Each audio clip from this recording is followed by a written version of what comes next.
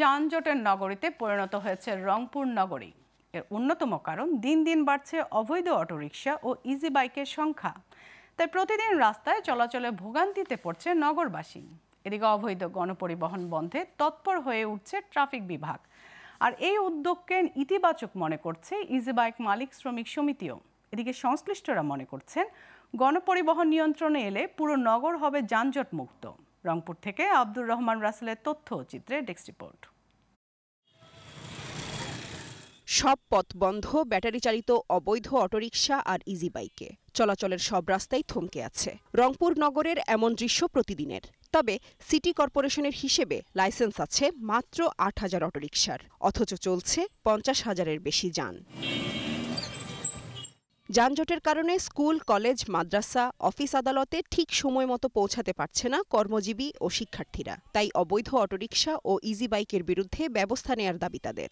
Licence গাড়ি ঢুকতেছে, আবার রিক্সা ঢুকতেছে, মিশুকগুলো ঢুকতেছে, এই কারণে জামটা আমাদের এখানে বেশি হতেছে। প্রশাসন বর্তমান কিছু বলতেছে, প্রশাসন তো বন্ধ করে বয়ে আছে। আমাদের স্কুলে আসতে অনেক সমস্যা হয়, রাস্তা পার অনেক রিস্ক থাকে আর কি।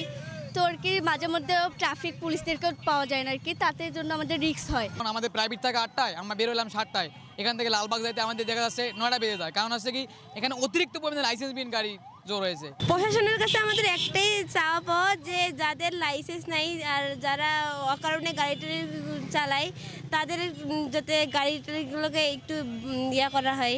বিভিন্ন রাস্তা ও পয়েন্ট দিয়ে নগরীতে অবৈধ অটোরিকশা ও ইজি বাইক ঢুকলেই নেওয়া হবে আইনি ব্যবস্থা, এমন হুঁশিয়ারি দিলেন ট্রাফিক বিভাগের এই কর্মকর্তা।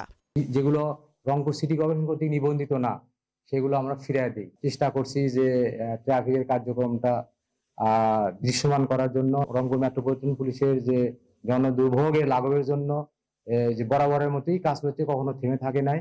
রংপুর মহানগর ইজি বাইক ও অটোরিকশা ঐক্য পরিষদ, ট্রাফিক বিভাগ ও সিটি কর্পোরেশনকে যৌথ উদ্যোগ নিয়ে যানজট মুক্ত নগরী গড়ার দাবি জানিয়েছে রংপুরবাসী। Global television, news desk.